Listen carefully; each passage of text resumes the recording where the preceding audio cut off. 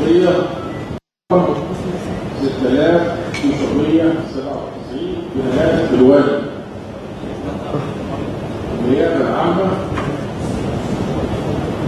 بتعمل التأمين بالانضمام لجماعة تسيطر على خلاف القانون والتقيير وحيازتهم متفجرات.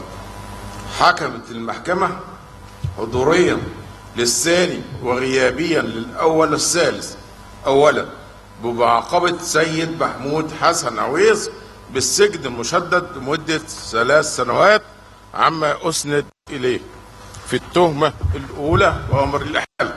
ثانيا براءة سيد محمود حسن عويس من التهمة الثانية والثالثة والرابعة الواردة بأمر الإحالة. ثالثا بمعاقبة محمود سيد رفاعي ومحمد أحمد محمد بالسجن المؤبد عما أسند إليه. رابعا إلزامهم بالمصاريف الجنائية ومصادرة المضبوطات.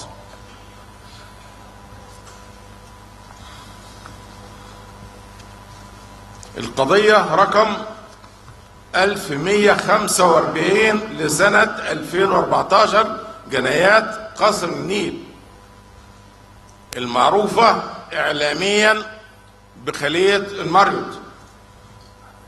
إلى شعب مصر العظيم أحب أن أوضح بعض النقاط الهامة التي استبانت للمحكمة. عرضت القضية رقم 1145 لسنة 2014 على المحكمة بتاريخ 12/2/2015. تداولت بالجلسات 13 جلسة، وحققتها المحكمة تحقيقا قضائيا كاملا استبان للمحكمة على وجه القطع واليقين أولا إن المتهمين غير صحفيين وغير مقيدين بنقابة الصحفيين والهيئة العامة للاستعلامات. ثانيا حازوا أجهزة بس بدون ترخيص من الجهات الإدارية والأمنية بالبلاد. ثالثا قاموا بالبث مواد فيلمية تحتوي على أخبار كاذبة بعد عمل مونتاج لها على قناة الجزيرة القطرية للإضرار بالبلاد. رابعا قاموا بالبث المواد الفيلمية على قناة الجزيرة القطرية الغير مرخص لها بالعمل في جمهورية مصر العربية. خامسا قاموا بالبث من فندق المريض بدون ترخيص، أي بثوا من مكان غير مخصص للإعلام.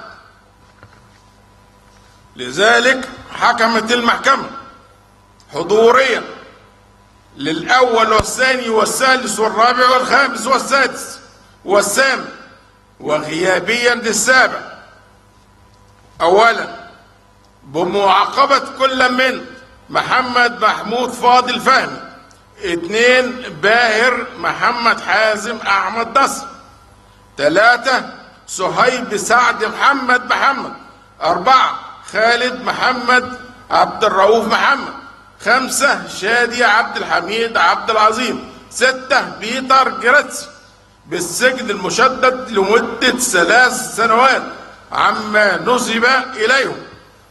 ثانيا بمعاقبة باهر محمد حازم أحمد نصر الراب بالحبس مع الشغل لمدة 6 أشهر وتغريمه 5000 جنيه عما نسب إليه بالبند خامسا من أمر الإحالة.